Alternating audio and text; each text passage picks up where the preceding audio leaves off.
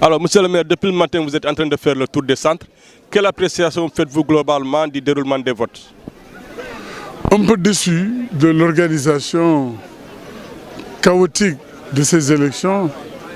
Au niveau de la commune, le vote n'a démarré qu'à partir de 11h moins dans certains centres.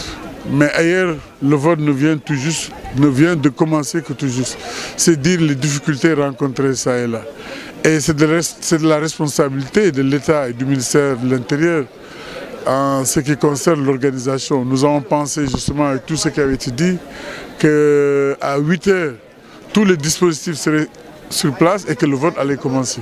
Ce qui n'est pas le cas et ce qui a amené un découragement et une démobilisation au niveau des populations.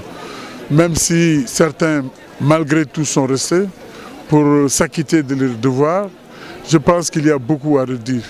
Au regard de l'expérience et de l'expertise de notre pays en termes d'élections, depuis 5 ans, en passant par Diouf et Wade, le Sénégal ne méritait pas de passer une matinée électorale comme celle-là. Une matinée de tâtonnement, de sabotage à la limite. Je pense que ce n'est pas vraiment à la dimension de la démocratie de notre pays chantée partout dans le monde. Il est pratiquement 12h30 et jusqu'ici, certains électeurs se plaignent encore qu'au niveau de leur bureau, les opérations n'ont pas encore commencé et qu'il n'y a pas encore de bulletins pour d'autres formations politiques.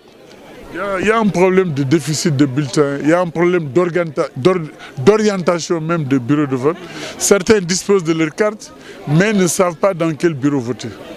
Parfois, sur le fichier qui est affiché, ne figure pas leur nom, alors que sur le fichier que détient le mandataire, il y a leur nom. Vous voyez donc, c'est vraiment un parcours du combattant.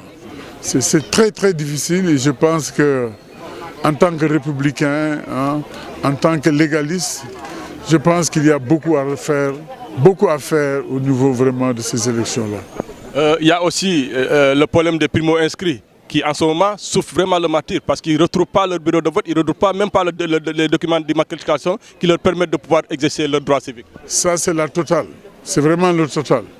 Beaucoup s'étaient rendus hier au niveau des sous-préfectures et de la préfecture pour disposer de certificats d'immatriculation. On leur devait donner rendez-vous aujourd'hui, mais aujourd'hui tout le monde sait qu'il n'y a pas de boulot. Certains même n'ont pas pu retrouver leur récépissé. Ils ont gardé les récépissés. C'est dire c'est une grande partie des Sénégalais qui n'auront pas l'occasion d'exercer leurs droits. Justement, compte tenu des difficultés que vous venez d'énumérer, il est fort probable qu'il y ait une grande majorité de Sénégalais qui ne puissent pas s'acquitter de son devoir civique. Est-ce que cela ne pose pas un problème de légitimité à partir de cela par rapport à l'Assemblée qui va être élue à partir de demain? Il y aura vraiment un goût d'inachevé.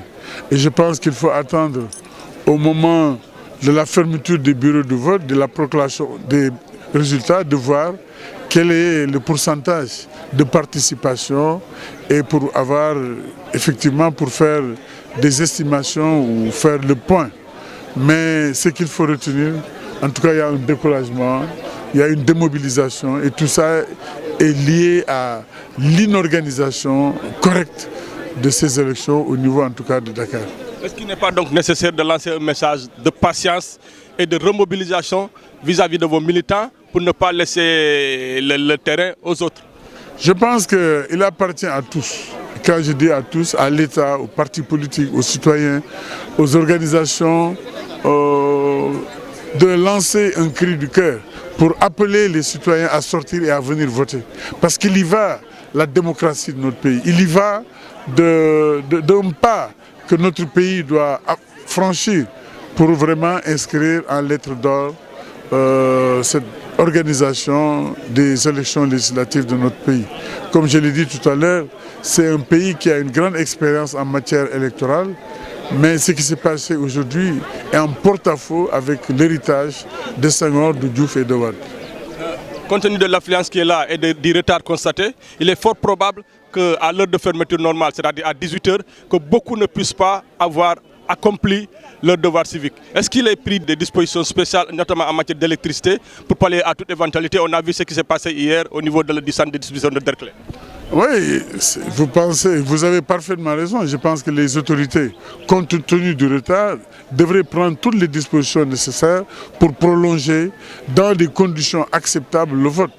Parce que ce qui s'est passé hier, si ça se passe aujourd'hui, il est évident qu'on ne pourra pas continuer le vote.